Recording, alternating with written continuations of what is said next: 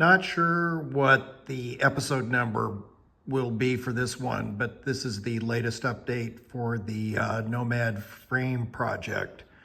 The last time we looked at that, I think I was just talking about repair methods, and definitely have gotten some work done on the frame since then. So just to take a look at what has been done so far. On the kick-ups, both sides, very rusty. The thing that's the outside frame rail, this section, seems to be the spot where the rust was always very bad, because that's actually where the water puddled. So as you can see, the patch went all the way over. This frame was not worth the time and expense to do like a restoration type repair method, meaning I could have cut this lip off here like I did, and then also cut this out, which this side had some rust damage as well. The decision was made to go with what I'm just going to call full width patches. So this is a butt weld here and here. And then instead of just stopping here, it runs all the way over and overlaps what was left of this piece of the frame rail. And it got welded on the corner, which had really good material thickness and is very strong there. So that's how that got repaired. That was the same on the other side as well.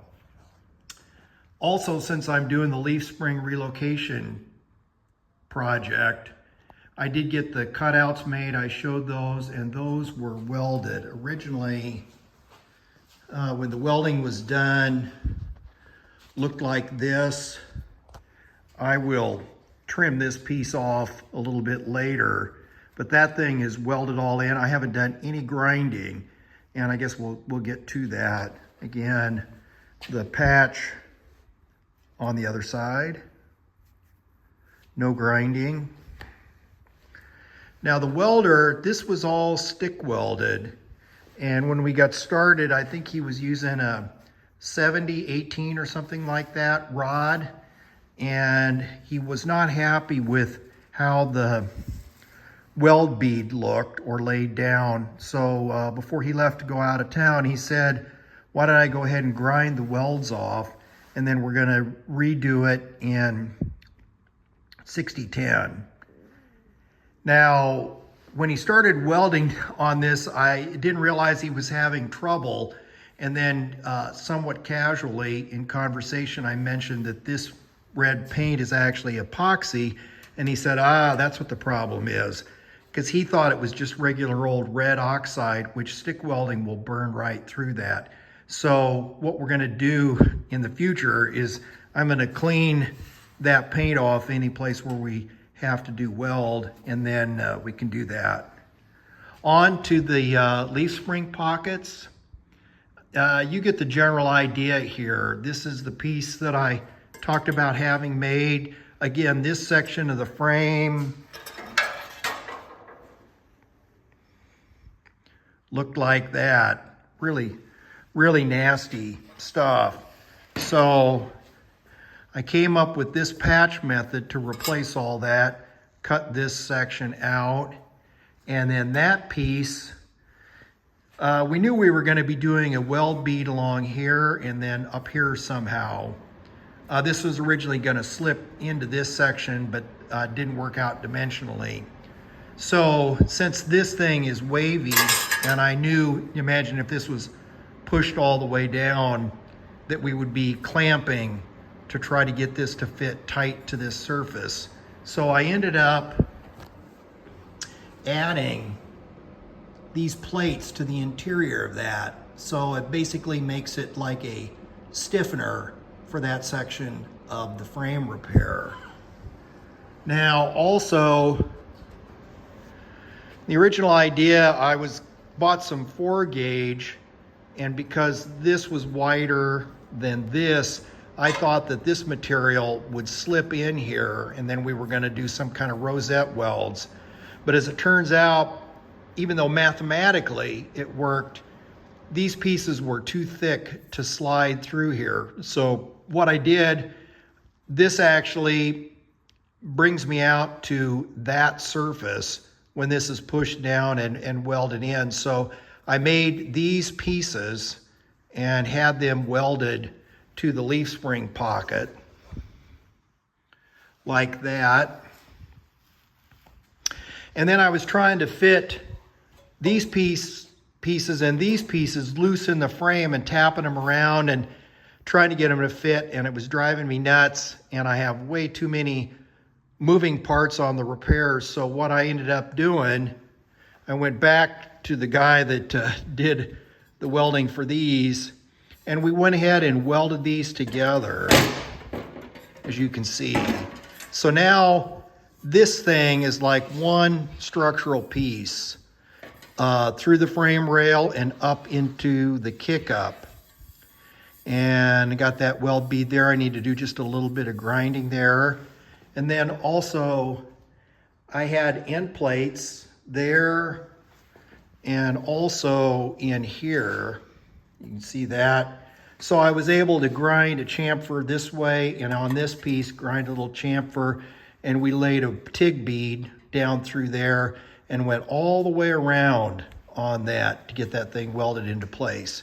So now what I'm doing today, I gotta take the paint off. The welder's coming tomorrow, which is gonna be Monday here, and then get the paint off up here, and then I'll pound these down. I use the long rod trick to make sure that they're lined up across from each other. So that's what's going on in this area of the frame. Similar to the repair method done over here. Oh, this piece is 14 gauge, exactly the same thickness as the original frame rail. I cut out a big long section here, and we got this piece welded in. Again, it's a butt weld here, and then it's a fillet all the rest of the way around. It's a full width patch. You can see how that is. This area right in here, also very rusty. I'm not a good enough fabricator. I was gonna try to make a single piece that had this, the little piece that goes here, and this, and then I just decided I wasn't up to the task. So what I've done, I made this piece that fits in there. It'll overlap there. We'll get a weld bead, it'll come around here and go do there, and it overlaps the old frame rail. And then I ended up taking off the outer lip from here all the way back, and this is going to be it'll be a butt weld. You can kind of see there how that fits. Butt weld here and here, and then a fillet weld all the way there. I did end up taking off the body mount so I could do rust repair in this area, and this is a chunk cut out of the old frame. That's what that body mount looks like. Also, you can see the dents in the frame rail. Again, I know that frame was in some kind of a wreck, and I know that doggone thing was bent. So interestingly enough, the body mounts on that old frame are in really nice shape. So I think what I'm gonna do is I'm gonna cut this one off of the frame, and I'm gonna use it to put back here when we get the body on the frame and can properly locate that mount. So that's what's going on there. Just as a little bit of frame trivia, on this frame you can see these rivets, and what that's for, I can't see it in there. There's a little internal stiffener that they put in the kick-ups, and they actually had internal stiffeners back here as well. On this frame, that bracket got riveted on afterwards.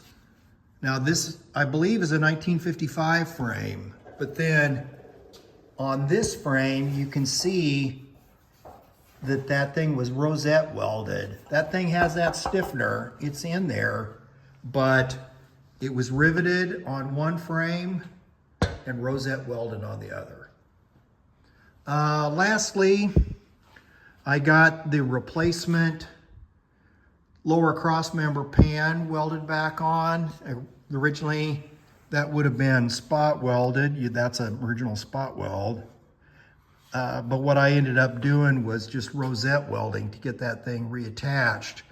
I did, you can see, this is the center steel plate that I added there. There's one here and there's one here. And now, even though you're not supposed to jack here, that is really, really, really strong. So I can jack there if I want to, even if I put a big block motor in this thing. But all it'll do, instead of bending this plate, it'll just scratch the paint. So, got the ends spliced together. And that piece is done there. That's it for the update. Try to get this posted this week. Again, the welder's coming tomorrow, so I gotta get ready. A note on most of the leaf spring relocation projects that you see on YouTube, they basically do all of the grinding here and then, well, all the welding there and here as well. And then they grind the daylights out of them and they look beautiful when they're done. But when you think about it, you grind off most of the weld and you lose strength in the weld. So my welder is suggesting that I not really grind all the weld off and maybe do something along this line. Again, I kind of just smooth the edge here, you know, unless you get under the car and look at it, you're not gonna see it. So I'm not sure exactly how much cosmetically will be done. So, the Nomad body went to the sandblaster on Friday. So that thing's gone and we're finally gonna make some progress on that. So like, share, subscribe, comment if necessary, or you want to just give some feedback on how this is going, but that'll take care of the frame repair for the Nomad for right now. And hopefully within a week or so, this thing will get cut off the frame table and then flipped over. I can get that thing welded on and maybe try to get some suspension back in this and get it ready to test fit the body. Anyway, thanks for watching.